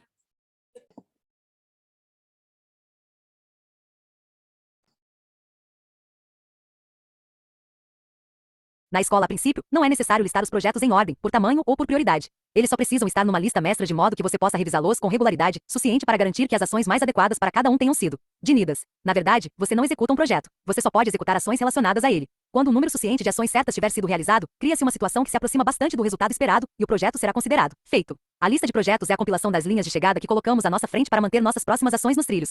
Talvez existam algumas razões para classificar seus projetos em diferentes subcategorias, baseadas nas diferentes áreas de foco. Mas começar com uma única lista geral pode ajudar na personalização do seu sistema, enquanto você se familiariza com ele. Material de suporte a projetos. Em muitos projetos, você acumulará informações relevantes, que talvez queira organizar por tema, tópico ou nome. É como se sua lista de projetos fosse apenas um índice. Todos os detalhes, planos e informações de suporte de que você possa precisar à medida que trabalha para sua realização devem ser separados em pastas, arquivos de computador, cadernos ou shares. Materiais de apoio e arquivos de referência. Uma vez que você tenha organizado seu material de apoio por tema ou tópico, talvez perceba que o resultado é quase idêntico ao seu material de referência e que poderia ser mantido no mesmo sistema de arquivo de referência. Um documento sobre casamento poderia cair no arquivo de referências gerais, por exemplo. A única diferença é que, no caso de projetos em andamento, o material de apoio pode precisar ser revisado com mais consistência para garantir que todas as ações subsequentes tenham sido identificadas. Sugiro que o material de apoio seja armazenado num local fora de vista. Se você tiver um bom sistema de arquivo de referência à mão, talvez descubra que essa é a maneira mais simples de organizá-lo. Às vezes, porém, será mais conveniente ter todo o material disponível e à vista, ainda mais se estiver trabalhando num projeto importante cujas referências deverá verificar várias vezes ao dia. Pastas de arquivos suspensas ou escaninhos com bandejas empilháveis são soluções práticas para esse tipo de papelada. Paradoxalmente, o mundo digital tornou a organização de materiais de referência e de apoio ao mesmo tempo mais simples e mais complexa. É rápido e fácil pegar alguma coisa de algum lugar e copiar para outro, mas decidir para onde enviá-la pode ser difícil por conta da imensa quantidade de alternativas disponíveis e das inúmeras formas de disponibilizar a informação para outras pessoas além de nós mesmos. O melhor é manter seus arquivos digitais de referência e de apoio o mais simples possível e revisá-los com consistência e rigor. As categorias de próximas ações. Como pode ser observado no diagrama do fluxo de trabalho, a decisão acerca da próxima ação é fundamental. Ela deve ser sempre, e sem exceção, o próximo comportamento físico e visível de cada laço aberto. Qualquer ação de menos de 2 minutos e todas as outras que já foram concluídas não precisam, evidentemente, de acompanhamento. Estão concluídas. O que de fato precisa ser monitorado são as ações que têm dia e hora específicos para serem feitas. Inclua no calendário as que devem ser cumpridas o mais rápido possível. Inclua na lista de próximas ações e as que os outros vão fazer. Inclua na lista aguardando resposta. Item. Calendários. Lembretes de ações que devem ser realizadas se enquadram em 2 categorias: coisas que têm dia e hora para acontecer e coisas que devem ser feitas o mais rápido possível. Seu calendário deve conter apenas o primeiro tipo de lembrete. São 3 os itens que devem ser anotados no calendário. Ações a serem feitas em uma hora específica. Ações a serem feitas em um dia específico. Informações relacionadas a um dia específico. Ações a serem feitas em uma hora específica. Este é um nome pomposo para compromissos. Às vezes, a aproximação de um projeto é ir a uma reunião para discuti-lo. Apenas anotá-la no calendário já é suficiente. Ações a serem feitas em um dia específico. São as ações que devem ser feitas em algum momento de determinado dia, mas não necessariamente com hora marcada. Talvez você tenha dito a Miyoko que ligará para ela na sexta-feira para falar sobre o relatório que lhe enviará na quinta. Antes disso, ela não terá o relatório e vai viajar para fora do país no sábado. Portanto, sexta-feira é a janela temporal para praticar a ação, mas pode ser a qualquer hora. Então a ligação deve ser anotada no calendário para sexta-feira, mas sem horário específico, desde que seja nesse dia. É útil ter um calendário no qual você possa anotar tanto as ações de dia específico quanto as de uma hora específica.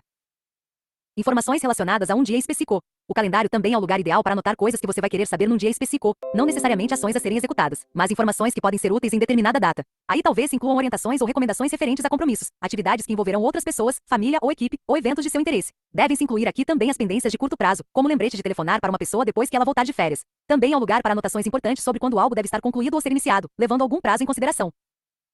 Abençoados são os que se vergam, pois não se quebrarão. DMMG. Nada de listas de tarefas diárias no calendário. Somente os 3 itens anteriores devem ser incluídos no calendário. Nada mais. Pode parecer uma heresia se você pensar nos antigos programas de gestão do tempo, que quase sempre ensinavam a fazer listas de tarefas diárias. O problema é que, quando você combina esse tipo de lista com a ação do calendário, ela não funciona por 2 razões. A primeira é que novos inputs e mudanças nas prioridades reconguram o trabalho diário com tanta frequência que é quase impossível determinar as ações com antecedência. É sempre útil ter um planejamento para referência, mas ele deve ter exigibilidade para poder sofrer ajustes. Tentar manter a lista no calendário, sujeita a ser transferida para outro dia caso alguns itens não sejam concluídos, pode ser perda de tempo e fator de desmotivação.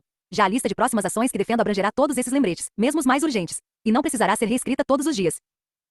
A segunda é que, se há algo na lista de tarefas diária que não precise ser feito impreterivelmente naquele dia, isso vai diminuir a ênfase no que é realmente inadiável. Eu tenho que ligar para Miyoko na sexta-feira, porque esse é o único dia em que ela estará disponível, mas se incluir outros 5 telefonemas menos relevantes e mais exíveis. Talvez, na correria do dia, eu não consiga ligar para Miyoko. Eu teria que sobrecarregar meu cérebro com o lembrete de que esse é o único telefonema inadiável. Dessa forma, o sistema não estaria sendo utilizado de maneira adequada. De acordo com a minha proposta, o calendário deve ser sagrado. Ao incluir uma ação nele, ela deve ser feita naquele dia ou naquela hora, ou não ser feita. As únicas alterações devem ser decorrentes de mudanças nos compromissos. Dito isso, não há nada de errado em criar uma lista pequena, rápida e informal do tipo, se tiver tempo, eu gostaria de, extraída do inventário de próximas ações. Ela só não pode ser confundida com suas ações inadiáveis obrigatórias, e deve ser tratada com exigibilidade suficiente para ser descartada ou modificada conforme as atividades diárias forem sendo alteradas. As listas de próximas ações, então, para onde vão todos os seus lembretes de ações? Para a lista de próximas ações que, junto com o calendário, é o cerne da organização e da orientação do gerenciamento das ações diárias. Qualquer ação identificada que não possa ser delegada e que leve mais de 2 minutos para ser feita precisa ser registrada em algum lugar. Ligar para Jim Smith para marcar reunião de orçamento, enviar e-mail com notícias da família aos amigos e esboçar ideias sobre a convenção anual de vendas. São alguns tipos de lembretes de ações que devem ser mantidos em listas adequadas, a serem acessadas como opções do que faremos em um momento qualquer. Se você tem apenas 20 ou 30 ações desse tipo, pode ser uma boa ideia mantê-las em uma única lista rotulada como próximas ações, que você vai revisar sempre que tiver algum tempo livre. Para a maioria de nós, entretanto, é mais provável que o número esteja entre 50 e 150. Nesse caso, faz sentido subdividir a lista em categorias, como telefonemas ou no computador, com todas as ações que poderão ser executadas quando você tiver uma folga diante de um ou outro aparelho. Todas as coisas deveriam ser feitas da forma mais simples possível, mas não simplista. Aí, itens que não demandam ação. Você precisa de diferentes sistemas bem organizados para lidar tanto com as coisas que não exigem ação quanto com as que exigem. Os sistemas que não demandam ação podem ser divididos em 3 categorias: lixo, incubação e referência. Lixo. Essa categoria é autoexplicativa. Descarte, rasgue ou recicle qualquer coisa que não tenha potencial para se tornar uma ação no futuro, nem valor como referência. Se você deixar essa tralha misturada às outras categorias, ela comprometerá o sistema e prejudicará a clareza do ambiente.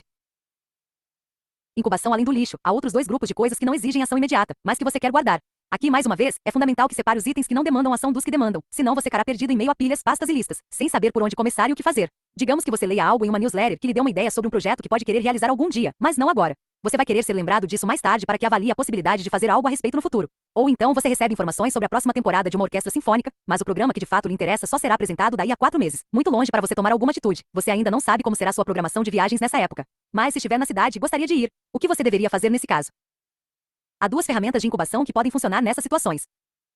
Algum dia, talvez, e o arquivo de referência rápida, Sistema Ticler. Algum dia, talvez, pode ser útil e inspirador manter uma lista atualizada de projetos que você pode querer realizar em algum momento, mas não agora.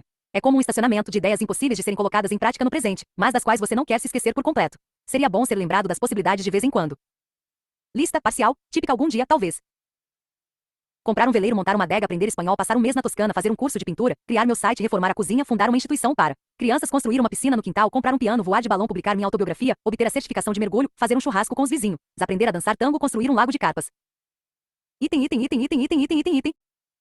Aprender a fazer cerâmica. Esses são itens do tipo, projetos que posso querer realizar, mas não agora, e dos quais quero ser lembrado de vez em quando. Para tirar o máximo de proveito dessa lista, você deve revisá-la de tempos em tempos. Sugiro que inclua um exame rápido desse conteúdo na sua revisão semanal, ver página 80. É provável que você tenha outros tipos de informações parecidos com algum dia, talvez, mas que só precisem de revisão quando for se engajar num tipo específico de atividade. Essa lista seria mais ou menos assim: livros a ler, vinhos a provar, receitas a experimentar, filmes a ver, viagens de semana, a fazer atividades das quais as crianças podem gostar, seminários para assistir, sites para visitar.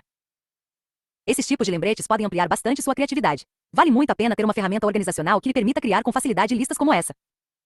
Arquivo de referência rápida, Sistema Ticler. Um segundo tipo de coisas a incubar são aquelas de que você não quer nem precisa ser lembrado até determinada data no futuro. Uma versão mais elegante desse recurso é o arquivo de referência rápida, Sistema Ticler, às vezes chamado de arquivo suspenso, arquivo de acompanhamento ou arquivo perpétuo. Trata-se de um sistema que lhe permite, literalmente, enviar algo para você mesmo e recebê-lo em determinada data no futuro. Seu calendário pode cumprir essa função. No dia 15 de março, por exemplo, você pode anotar um lembrete para si mesmo de que tem que pagar o imposto de renda em um mês. Ou registrar, no dia 12 de setembro, que o Balé Bolshoi vai apresentar o Lago dos Cisnes em 6 semanas no Teatro Municipal. Para mais detalhes, consulte o capítulo 7. Material de referência. Muitas coisas que chegam a você talvez não demandem ação, mas têm valor intrínseco como informação. Você vai querer manter e recuperar esses itens quando necessário. Eles podem ser armazenados em papel ou digitalmente. O material em papel, qualquer coisa, desde o cardápio de um restaurante até projetos, desenhos e dados de fornecedores para a reforma do escritório, é mais bem armazenado em sistemas eficientes, físicos ou digitais, de fácil acesso. Esses sistemas podem abranger desde charos de folhas soltas e cadernos, para listas dos restaurantes favoritos ou números de telefone dos membros do comitê escolar, até gaveteiros de pastas suspensas, onde ficariam guardados os papéis com os detalhes dos planos de fusão da empresa. Embora cada vez mais informações sejam digitais, manter as versões impressas às vezes pode ser a maneira mais eficaz de armazená-las e revisá-las. O armazenamento eletrônico pode incluir tudo, desde dados na nuvem até pastas no computador ou em aplicativos ou softwares de comunicação, como gerenciadores de e-mails. O mais importante aqui é que o material de referência deve ser exatamente isto: informações que podem ser acessadas com facilidade quando necessárias. Esse sistema em geral se divide em 2 tipos: 1. Armazenamento específico por tópico e por área, e 2. Arquivo de referências gerais. Armazenamento específico por tópico e por área. Normalmente se autode nem no que diz respeito à forma como são armazenados. Por exemplo, uma gaveta com pastas dedicada aos contratos, organizados por data. Uma gaveta contendo apenas informações confidenciais sobre a remuneração dos funcionários. Uma série de armários para casos jurídicos encerrados que podem precisar ser consultados para ações judiciais futuras. Ou um banco de dados de gerenciamento de clientes, com o histórico dos clientes reais e potenciais. Arquivo de referências gerais. O segundo tipo é o que você deve ter sempre à mão para armazenar informações avulsas que não se encaixam numa determinada categoria. Você precisa de um lugar para guardar manuais de eletrodomésticos, suas anotações das reuniões sobre o projeto Smith e os ienes que você não trocou ao voltar de sua última viagem a Tóquio, e que pode usar quando voltar para lá. A falta de um bom arquivo de referências gerais pode ser um dos maiores gargalos na implementação de um sistema de gerenciamento pessoal eficiente. Se o arquivamento e o armazenamento não forem fáceis e rápidos, e até divertidos, você tenderá a amontoar, empilhar e acumular material em vez de guardá-lo adequadamente. Se seu material de referência não estiver bem delimitado, a fronteira entre o que demanda ou não ação cará, visual e psicologicamente, indinida e sua mente cará paralisada. Estabelecer um sistema bom e funcional para esse tipo de material é fundamental para garantir a produtividade sem estresse. Vamos analisar o assunto em mais detalhes no capítulo 7. Refletir. Uma coisa é anotar que você precisa comprar leite, outra é estar no supermercado e se lembrar disso. Do mesmo modo, anotar que deve ligar para um amigo para saber como ele está depois de um acontecimento importante em sua vida e desejar melhoras é diferente de se lembrar de fazer isso. Quando você está à toa e com o telefone à mão, você precisa se distanciar e avaliar todo o panorama de sua vida pessoal e profissional de uma perspectiva mais ampla, assim como se aprofundar nas ações concretas a serem realizadas quando necessário e a intervalos adequados. Para a maioria das pessoas, a mágica da gestão do luxo de trabalho acontece pelo uso consistente da razão. É nesse momento que, nos casos importantes, você considera todos os projetos em andamento e os laços abertos, no que chamo de nível do horizonte 1, ver página 85, que deve ser avaliado semanalmente. É sua chance de examinar todas as ações unidas e as opções que estão diante de você, aumentando radicalmente a eficácia das escolhas sobre o que fazer a qualquer momento. Sua vida é mais complexa do que qualquer sistema isolado pode descrever ou coordenar, mas o método GTD oferece um modelo coerente para armazenar elementos-chave que ainda requerem atenção e devem ser revisados de forma ordenada. A maioria das pessoas tem componentes simples do método em vários lugares, mas o conteúdo e a utilização desses recursos são, na melhor das hipóteses, elementares. O que revisar e quando? Você adotar um sistema de organização estruturado, como recomendo, com lista de projetos, um calendário, listas de próximas ações e uma lista aguardando resposta, não precisará de muito esforço para mantê-lo. O item que você provavelmente vai revisar com mais frequência será seu calendário, que o lembrará das obrigações do dia, ou seja, tudo que de fato tiver que ser feito em determinada data. Isso não significa que essas sejam as tarefas mais importantes no sentido mais amplo, apenas que elas devem ser cumpridas. Saber sempre o que precisa ser feito e quando lhe oferece espaço para manobras. É um bom hábito verificar no seu calendário o que ainda falta fazer todas as vezes que concluir uma ação, uma reunião, um telefonema, o último esboço de um relatório que precisa entregar. Revise listas, esboços e mapas de orientação com a frequência que for necessária para tirar esse conteúdo de sua mente. Depois de consultar o calendário, você quase sempre recorrerá às listas de próximas ações. Elas são o inventário das ações que você pode executar se tiver algum tempo livre durante o dia. Caso você as tenha organizado por contexto, em casa, no computador, na reunião com George, elas só serão consideradas quando esses contextos estiverem disponíveis. Você deve revisar as listas de projetos, de aguardando resposta e algum dia, talvez com a frequência que julgar suficiente para deixar de pensar nelas. As questões da vida abarcam diversos interesses, e aquele que se concentra em qualquer um deles sem considerar o restante é um visionário sem condições de controlar os assuntos do mundo. JFC. Fator crítico para o sucesso, a revisão semanal. Item. Qualquer item que demanda ação deve ser revisado com frequência suficiente para evitar que sua mente retome o hábito de ficar se lembrando dele. Para com ar em seus julgamentos rápidos e intuitivos acerca das ações a serem praticadas a cada momento, você precisa consistentemente se resguardar num nível mais elevado. Com base em minha experiência com milhares de pessoas, isso se traduz numa prática fundamental para o sucesso, a revisão semanal. Todos os seus projetos, planos de projetos em andamento, próximas ações, assuntos a tratar, lista de aguardando resposta, e até a lista de algum dia, talvez devem ser revisados uma vez por semana. Isso também lhe dá a oportunidade de garantir que seu cérebro esteja claro, e que todas as pendências dos últimos dias tenham sido capturadas, esclarecidas e organizadas. Se você for como a maioria das pessoas, já percebeu que as coisas podem sair um pouco do controle no decorrer de alguns dias muito intensos. Isso é esperado, mas a situação vai se agravar à medida que o ritmo deste mundo sempre conectado se acelera. Você não quer se distrair demais do trabalho a fazer, numa tentativa de ficar com a mente totalmente livre em meio a tudo isso. No entanto, para se dar ao luxo de avançar com confiança, será importante limpar a casa e renovar o conteúdo uma vez por semana. A revisão semanal é o momento de capturar e processar as suas coisas, revisar seu sistema, atualizar suas listas, deixar tudo limpo, claro, atualizado e completo. A maioria das pessoas não dispõe de um sistema completo e não tira nenhum proveito real da revisão por um motivo: não tem visão geral. Elas ainda têm a vaga sensação de que alguma coisa está faltando. É por isso que as recompensas decorrentes da implementação desse processo como um todo são exponenciais. Quanto mais completo for o sistema, mais você coará nele. E quanto mais você coar nele, maior será sua motivação para mantê-lo. A revisão semanal é a chave para manter esse padrão. Você precisa usar a cabeça para tirar as coisas da cabeça. As pessoas costumam se sentir melhor em relação ao próprio trabalho quando estão prestes a tirar férias, mas não por causa das férias em si. O que você faz na semana anterior a uma longa viagem? Limpa, conclui, esclarece, organiza e renegocia todos os seus acordos, consigo mesmo e com os outros. Faz tudo isso para poder relaxar e estar presente na praia ou na montanha, sem mais nada na mente. Sugiro que você faça isso semanalmente em vez de apenas uma vez por ano, de modo a trazer essa sensação de estar presente para o seu dia a dia. Engajar. O objetivo básico desse processo de gestão do luxo de trabalho é facilitar a tomada de boas decisões sobre o que fazer a qualquer momento. Às 10h33 de segunda-feira, saber se deve telefonar para Sandy, terminar uma proposta ou limpar seus e-mails será sempre uma decisão intuitiva, mas, com a orientação adequada, você se sentirá mais seguro a respeito de suas escolhas. Pode passar da esperança para a confiança em suas ações, aumentando imediatamente sua energia e sua eficácia. Toda decisão de agir é intuitiva. O desafio é passar da esperança de que seja a escolha certa para a confiança de que é a escolha certa. 3 modelos para decidir quais ações tomar. Vamos considerar por um instante que você não esteja resistindo a nada por insegurança ou procrastinação. Haverá sempre uma longa lista de ações que não está praticando em determinado momento. Então, como você pode decidir o que fazer e o que não fazer e se sentir bem com relação a isso? A resposta é: confiando na sua intuição. Se você tiver capturado, esclarecido, organizado e retido sobre todos os seus compromissos, poderá reforçar seu julgamento intuitivo com algumas ideias inteligentes e práticas sobre seu trabalho e seus valores. 3 modelos ajudarão você a decidir o que fazer. Eles não lhe darão respostas, ligar para o Mário, enviar uma mensagem para seu Liu ou apenas ter uma conversa informal com sua assistente, mas podem tornar mais fácil e mais inteligente a formulação de suas opções. E isso é algo que as panaceias sobre gestão de tempo e de prioridades não lhe oferecerão. 1. Modelo dos 4 critérios para escolher ações no momento às 15h22 de quarta-feira. Como escolher o que fazer? Há 4 critérios que você pode aplicar, nesta ordem: contexto, tempo disponível, energia disponível e prioridade. Os 3 primeiros descrevem as restrições sob as quais você atua o tempo todo, e o quarto atribui valores hierárquicos a cada ação. Contexto. Você está sempre limitado pelo que é capaz de fazer em determinado momento. Há poucas ações que podem ser executadas em qualquer lugar, como esboçar ideias sobre um projeto com lápis e papel. A maioria exige local específico, em casa, no escritório, ou acesso a alguma ferramenta de produtividade, como telefone ou computador. Esses são os primeiros fatores que limitam suas escolhas do que você pode fazer no momento. Tempo disponível. Quando você tem que fazer outra coisa, uma reunião que começa daqui a 5 minutos o impedirá de executar qualquer ação que exija mais tempo. Sempre há mais a fazer do que você é capaz, e você só pode fazer uma coisa de cada vez. O segredo é se sentir tão bem em relação ao que você não está fazendo quanto ao que está fazendo no momento. Energia disponível. Quanta energia você tem? Algumas ações demandam uma reserva de energia mental renovada e criativa. Outras requerem mais capacidade física. Algumas exigem muito pouco de ambas. Prioridade. Considerando o contexto, o tempo e a energia disponíveis, quais das ações restantes lhe darão mais retorno? Você está no escritório com o telefone. Item. E um computador, e tem 1 hora livre. Sua energia é de 7,3 numa escala de 10.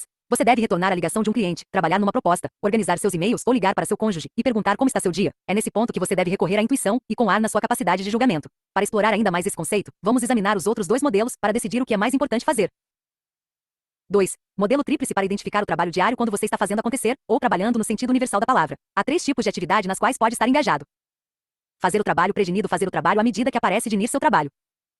Fazer o trabalho predinido. Quando realiza um trabalho predinido, você segue sua lista de próximas ações e seu calendário, completando ações que já havia determinado que precisavam ser feitas ou gerenciando o eixo de trabalho. Está fazendo as ligações que tem que fazer, rascunhando ideias que gostaria de discutir, participando de reuniões ou preparando uma lista de coisas sobre as quais deve conversar com seu advogado. Fazer o trabalho à medida que aparece. De vez em quando surgem situações inesperadas, insuspeitas e imprevistas, nas quais você precisa ou escolhe se engajar. Por exemplo, sua sócia entra na sua sala e quer conversar sobre o lançamento de um produto. Então você fala com ela em vez de fazer todas as outras coisas que poderia estar fazendo. O dia a dia traz surpresas, coisas para as quais você não se planejou, e você vai ter que gastar algum tempo e energia com elas. Quando atende a esses chamados, você automaticamente decide que eles são mais importantes do que tudo mais que tinha a fazer. Dinir seu trabalho. Dinir o trabalho envolve colocar em dia a caixa de entrada, as mensagens digitais, as anotações de reuniões, e desmembrar novos projetos em tarefas menores. Ao processar os inputs, você sem dúvida vai executar algumas ações que levam menos de 2 minutos, além de descartar. Item. Arquivar um monte de coisas, outra versão de fazer o trabalho à medida que aparece. Boa parte dessa atividade consistirá em identificar ações que precisam ser executadas em algum momento, mas não imediatamente. Enquanto faz isso, você acrescentará itens a todas as suas listas. Uma vez que tenha dinido todo o seu trabalho, poderá com ar que suas listas de tarefas estão completas. E o contexto, o tempo e a energia disponíveis ainda o deixam com mais de uma opção sobre o que fazer. O último fator a ser considerado é a natureza do seu trabalho, seus objetivos e padrões. 3. Modelo de 6 níveis para revisar seu próprio trabalho. As prioridades devem guiar suas escolhas, mas a maioria dos modelos usados para determiná-las não é conhábil para grande parte das nossas atividades de trabalho. Para saber quais são as suas prioridades, você tem que saber qual é o seu trabalho. E há pelo menos 6 perspectivas diferentes sob as quais dini-lo. Para usar uma analogia apropriada, essa situação tem muito a ver com o horizonte ou a percepção de distância. Olhando para fora, de dentro de um prédio, você vai notar um panorama diferente de acordo com cada andar. Horizonte 5. Propósito e princípios. Horizonte 4. Visão. Horizonte 3. Objetivos. Horizonte 2. Áreas de foco e responsabilidade. Horizonte 1. Projetos em andamento. Térreo. Ações atuais. Vamos começar de baixo para cima.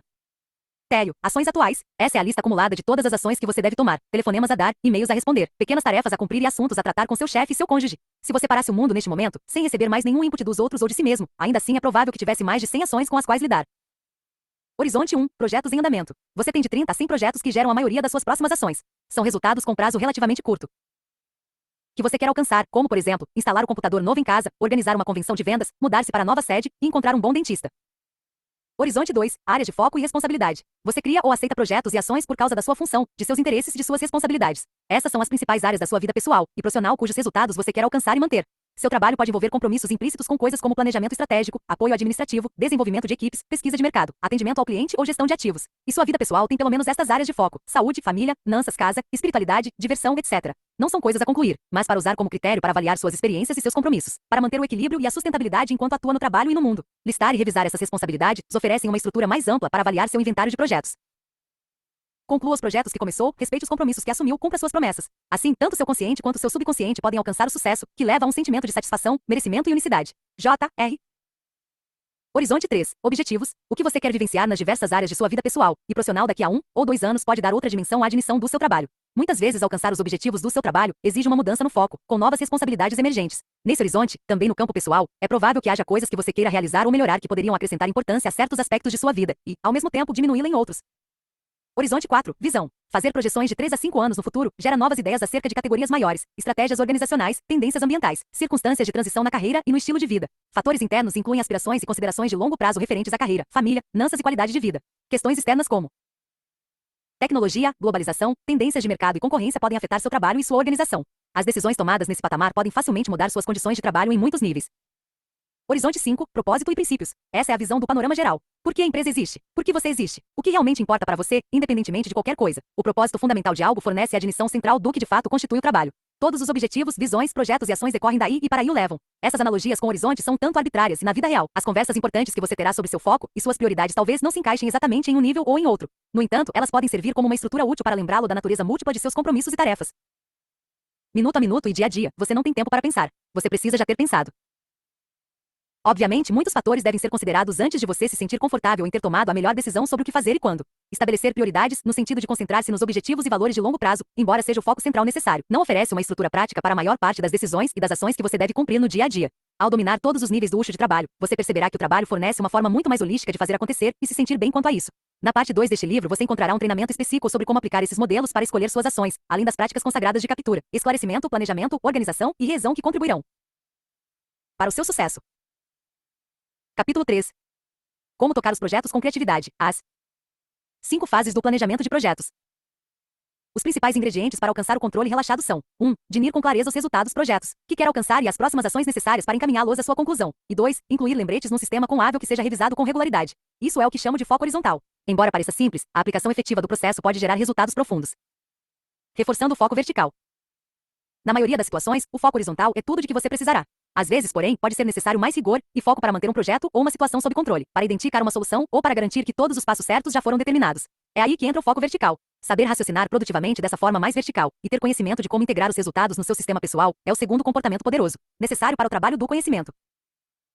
Você tem que pensar nas coisas grandes enquanto faz as pequenas, pois assim todas as coisas pequenas seguirão na direção certa. AT. Essa linha de pensamento não precisa ser complexa. Grande parte do raciocínio que você deve desenvolver é informal, o que chamo de planejamento verso do envelope. O tipo de plano que você esboça literalmente na parte de trás de um envelope, ou num guardanapo numa cafeteria com um amigo, enquanto repassam a programação e a estrutura de uma apresentação de vendas. De acordo com minha experiência, esse costuma ser o tipo de planejamento mais produtivo, em termos do resultado obtido proporcionalmente à energia que você emprega. É verdade que, vez por outra, todos precisarão desenvolver uma estrutura ou um planejamento mais formal a M de definir os componentes, as sequências e as prioridades. E também serão necessários esboços mais detalhados para coordenar situações mais complexas, se as equipes tiverem que colaborar em vários segmentos do projeto, por exemplo, ou se for preciso elaborar planos de negócios para convencer potenciais investidores de que você sabe o que está fazendo. Mas, como regra geral, é possível ser muito criativo com nada mais que lápis e um pedaço de papel. No mundo profissional, no que diz respeito ao planejamento de projetos, a maior carência não é de modelos formais. Geralmente, as pessoas que precisam desses modelos já os têm, ou podem consegui-los com sua formação acadêmica ou profissional. Em vez disso, constatei que, quase sempre, o que falta é um modelo focado no projeto para o restante de nós. Precisamos de maneiras de validar e apoiar nosso raciocínio, por mais informal que seja. Sessões de planejamento formal e ferramentas de alta capacidade, como softwares de gestão de projetos, podem ser muito úteis às vezes, mas com muita frequência os participantes de uma reunião precisam de outra reunião, uma sessão do tipo verso do envelope ou com quadro branco, para que, de fato, iniciem o trabalho e tenham o controle do projeto. Reuniões mais formais e estruturadas também tendem a ignorar pelo menos uma questão crítica, como, por exemplo, por que tal projeto está sendo desenvolvido, para começo de conversa, ou não. Dão tempo suficiente para se fazer brainstorming, ou seja, para apresentar ideias capazes de tornar o projeto mais interessante, mais lucrativo ou apenas mais divertido. Além disso, muito poucas dessas reuniões são rigorosas o suficiente para definir ações e atribuições dos vários aspectos de um planejamento de projeto. 1, 2, 3, 4, 5. O objetivo é ter clareza e controle suficiente sobre projetos e situações para tirá-los de sua mente sem perder quaisquer ideias potencialmente úteis. A boa notícia é que existe uma forma produtiva de pensar sobre projetos, situações e tópicos que pode gerar um máximo de valor com um mínimo de tempo e esforço. É a forma como planejamos naturalmente quando tentamos de maneira consciente ter um projeto sob controle ou apenas agir para alcançar o resultado almejado. Minha experiência diz que, quando as pessoas se planejam mais, informal e espontaneamente, acabam eliminando uma grande quantidade de estresse e obtendo melhores resultados. O planejador mais experiente no mundo é o seu cérebro.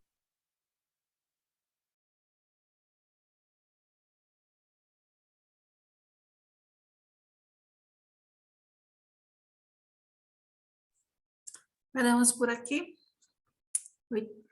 Página 87, 60 páginas já lemos.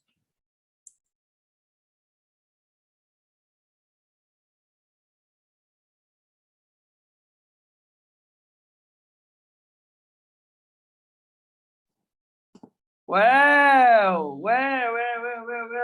Esse livro é super didático, hein? Ele é didático. E a segunda parte vai trazer modelos bem interessantes. Tudo bem, dona Luzia Solange? O que tem a dizer aí? Conte aí para mim. Léo, Felipe, o que vocês têm a dizer? Ai, caramba, estou com dor no pulso. É um belo livro. O legal é praticar, fazer acontecer. O que o livro expõe. Tudo que precisamos no nosso dia a dia. Ah.